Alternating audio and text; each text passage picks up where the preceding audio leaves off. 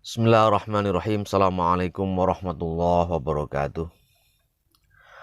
Alhamdulillahilladzi hadana li hadza wa ma kunna linahtadiya laula an hadanallah.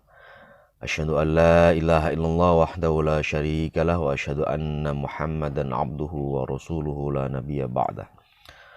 Allahumma shalli wa sallim ala nabiyyina Muhammadin wa ala alihi wa ashabihi wa man tabi'ahum bi ihsan ila yaumiddin. Amma ba'd. Rabbi shrah li sadri wa yassir li amri wahlul 'uqdatam min lisani yafqahu qawli. Para santri sekalian, marilah kita melanjutkan kembali pembacaan hadis-hadis di dalam kitab Al-Arba'in An-Nawawiyah dengan terlebih dahulu membaca umul kitab. Mudah-mudahan dengan bacaan umul kitab apa yang kita baca dan kita kaji hari ini membawa keberkahan dan manfaat baik bagi kehidupan kita di dunia maupun akhirat. Ala hadhihi niyyah al-Fatihah. A'udzu billahi minasyaitonir rajim. Bismillahirrahmanirrahim. Alhamdulillahirabbil alamin. Ar-Rahmanir Rahim. Maliki yaumiddin. Iyyaka na'budu wa iyyaka nasta'in. Ihdinas siratal mustaqim. Siratal ladzina an'amta 'alaihim ghairil maghdubi 'alaihim waladdallin. Amin.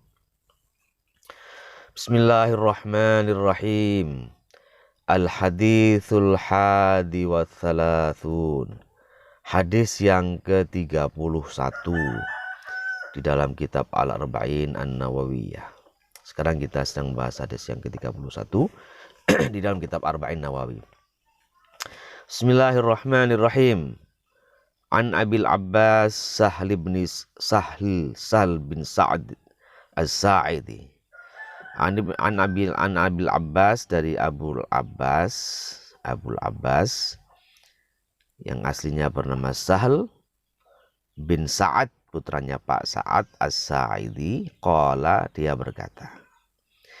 Jadi ada seorang sahabat Nabi bernama Abul Abbas Sahl bin Sa'ad As-Sa'idi berkata atau bercerita. Apa ceritanya? Ja'a rajulun ilan Nabi sallallahu alaihi wasallam. Ja'a, telah datang siapa, rajulun, seorang laki-laki, ilan Nabi, kepada Nabi Muhammad sallallahu alaihi wasallam. Ada orang datang sowan kepada Nabi Muhammad sallallahu alaihi wasallam. Faqala, kemudian orang itu berkata, ya Rasulullah, wahai Rasulullah, dullani ala amalin, dullani, tunjukkanlah kepadaku, ala amalin, atas suatu amal, suatu perbuatan, idza amiltuhu, yang jika aku mengerjakan perbuatan itu, ahabbanillahu, maka Allah akan mencintaiku, atau Allah bisa mencintaiku. Wa ahabbanin nasu, dan juga para manusia juga menyenangiku, mencintaiku. Jadi orang ini sebenarnya sowan kepada baginda Nabi Muhammad sallallahu alaihi wasallam.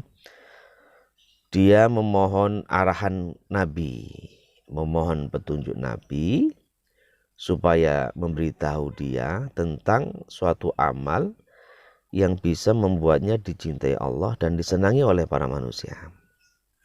Saya kira ini juga merupakan pertanyaan kita juga ya, permohonan kita. Apa sih amal yang bisa membuat kita dicintai Allah dan membuat kita disenangi oleh para manusia? Faqala, kemudian Rasulullah SAW bersabda, izhad fid dunya yuhibbakallahu. Izhad fid dunya, bersikap zuhudlah, fid dunya, dalam masalah dunia, dalam perkara dunia. Yuhibbakallahu, maka Allah akan mencintaimu. Jadi bersikap zuhudlah dalam perkara dunia, dalam urusan dunia, maka Allah akan mencintaimu. Washad fima fi aidin nasi, wasad, dan bersikap zuhudlah fima, di dalam apa-apa, fi aidin nas, yang benda-benda, orang, perkara-perkara yang ada di tangan manusia, yang dimiliki oleh manusia, yang dimiliki oleh orang lain, dimiliki sama. Yuhibbakan nasu, maka manusia akan mencintaimu. Jadi ada dua pesan di sini, dua pesan yang sebenarnya substansinya satu. Pertama adalah kita disarankan untuk bersikap zuhud terhadap urusan dunia. Maka nanti Allah akan mencintai kita. Yang kedua, kita diminta atau disarankan bersikap zuhud terhadap apa yang ada di tangan manusia yang lain, atau terhadap apa yang dimiliki oleh manusia yang lain. Maka nanti orang juga akan mencintai kita. Bukan hanya orang itu, tapi semua orang akan juga mencintai kita. Nah, jadi kata kuncinya adalah zuhud. Nah, zuhud itu bisa membuat kita dicintai oleh Allah dan juga disenangi oleh para manusia. Nah, pertanyaannya, zuhud itu apa? Zuhud itu adalah salah satu akhlak mahmudah, akhlak yang terpuji di dalam Islam, di mana manusia itu tidak punya orientasi atau keinginan yang teramat sangat, tidak punya ketergantungan terhadap dunia. Itu zuhud. Jadi zuhud itu tidak adanya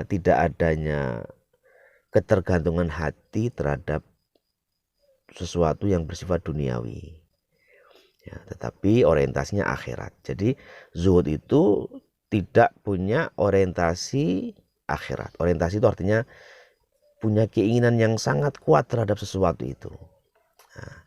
Nah, zuhud itu adalah tidak adanya orientasi yang sangat kuat di dalam hati kita terhadap urusan dunia. Tidak ada ketergantungan terhadap dunia. Kita perlu dunia, tapi kita tidak menggantungkan hati kita tidak pada dunia. Kita tidak berorientasi pada dunia. Orientasi kita adalah pada akhirat. Itulah zuhud. Sehingga kita selalu menomorsatukan akhirat dan menomorduakan dunia. Sekali lagi, bersikap zuhud itu tidak berarti tidak butuh dunia, enggak. Kita tetap menggunakan dunia, kita tetap mencari dunia, tetapi orientasinya bukan untuk dunia itu, tetapi untuk akhirat. Nah, orang yang zuhud disebut dengan zahid. Zahid itu orang yang tidak punya orientasi pada dunia, orientasinya ada akhirat. Ketergantungan hatinya, pikiran-pikiran dan juga orientasi hatinya ini tidak pada dunia, tetapi akhirat. Jadi kalau ada dia sedang mengejar dunia, ya sebenarnya dunia yang dia kejar itu untuk kepentingan akhirat, bukan sekedar untuk kepentingan dunia itu sendiri. Jadi misalnya dia mengumpulkan harta, harta itu untuk kepentingan akhirat. Dia mengejar jabatan atau suatu posisi duniawi, maka posisi untuk kepentingan akhirat. Dia menempuh pendidikan, mencari ilmu, ilmu itu untuk kepentingan akhirat dia, gitu ya. Nah, itulah zuhud. Sehingga orang-orang yang zuhud ini atau para zahid ini, dia tidak tergoda dengan hal-hal yang sifatnya duniawi. Jadi, kalau dia diberi pilihan antara dunia dan akhirat, dia memilih akhirat. Dia diberi pilihan tentang perkara-perkara yang sifatnya duniawi, dia gunakan pilihan tersebut untuk kepentingan akhiratnya. Itulah sikap zuhud, atau orangnya disebut dengan zahid. Nah, sikap zuhud ini itu bisa mengantarkan kita kepada dua lagi sifat utama atau akhlak mahmudah di dalam Islam. Apa itu? Pertama adalah sifat qanaah. Qanaah itu merasa cukup, nerimo terhadap apa yang diberikan Allah kepada kita. Jadi orang menjadi tidak serakah, ya, orang menjadi punya sifat menerima, ikhlas terhadap apa yang telah diberikan oleh Allah. Nah, ini juga kemudian mengantarkan kita pada sifat mahmudah yang kedua, akhlak mahmudah yang kedua, yaitu sifat iffah. Iffah itu adalah menjaga kehormatan diri, ya, menjaga harga diri. Itu iffah, menahan diri untuk tidak melakukan hal-hal yang dapat meruntuhkan harkat dan martabat kita.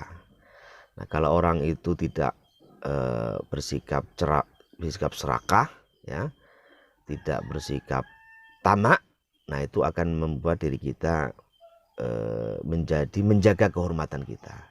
Jadi sifat zuhud itu melindungi diri kita dari sifat-sifat tamak, sifat-sifat serakah yang itu merusak iffah kita atau kehormatan diri kita. Makanya kalau kita bersifat atau bersikap zuhud terhadap urusan dunia, tidak menomorsatukan dunia, maka kata Rasulullah, Allah akan mencintai kita. Dan juga kalau kita bersikap zuhud terhadap apa yang di tangan manusia, tidak iri, tidak hasud, tidak ingin merebut, memiliki, ya, bersikap menerima, tidak serakah, tidak tamak, ya, maka itu akan mengantarkan kita pada sifat iffah dan juga sifat zuhud yang akan membuat kita dicintai oleh manusia-manusia yang lain atau dicintai oleh sesama. Haditsun hasanun rawahu Ibnu Majah wa ghairuhu bi asanida jayyidatin hasanatin. Hadisun hasan, ini adalah hadis hasan, yang derajatnya derajat hasan. Yang meriwayatkan hadis ini adalah Ibnu Majah dan yang lain selain Ibnu Majah dengan sanad-sanad yang bagus, yang hasan. Demikian pembacaan hadis yang ke-31. Mudah-mudahan ada manfaatnya bagi kita sekalian.